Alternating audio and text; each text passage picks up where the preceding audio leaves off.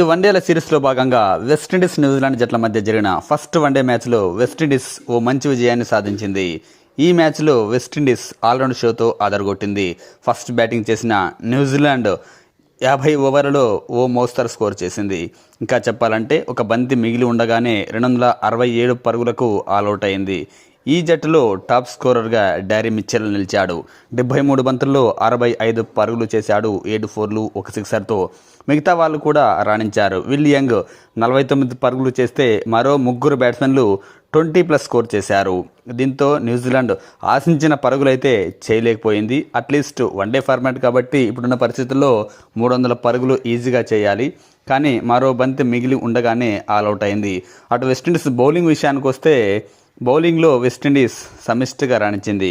ముఖ్యంగా Alzarri Joseph 4 వికెట్లు తీస్తే ఫస్ట్ మ్యాచ్ ఆడిన విటల్ లాయ్స్ 3 వికెట్లు తీశాడు. గుడకేష్ మోటి 2 వికెట్లతో రాణించాడు. ఇటు వెస్టిండీస్ బౌలింగ్ దాదాపు 18 ఎక్స్ట్రాలు వేశారు. ఆ తర్వాత బ్యాటింగ్ ప్రారంభించిన వెస్టిండీస్కు ఓపెనర్ జాన్ షఫెల్ తొందరగా అవుట్ అయినప్పటికీ అప్పటి నుంచి వెస్టిండీస్ బ్యాట్స్మెన్లు అద్భుతంగా రాణించారు. హకీమ్ అగస్తి 38 పరుగులు చేసి అవుట్ అయ్యారు. ఓపెనర్లు ఇద్దరు దాదాపు 50 పరుగుల లోపే అవుట్ అయ్యారు. కానీ అప్పటి నుంచి వెస్టిండీస్ బ్యాట్స్మెన్లు కన్సిస్టెన్సీగా రాణించారు.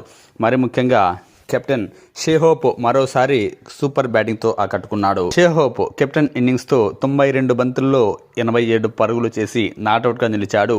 4 ఫోర్లు 4 సిక్సర్లతో. అటు వన్ డౌన్ బ్యాట్స్మెన్ కీచ్ కార్టీ జస్ట్ 5 పరుగుల తేడాతో సెంచరీ మిస్ అయ్యాడు.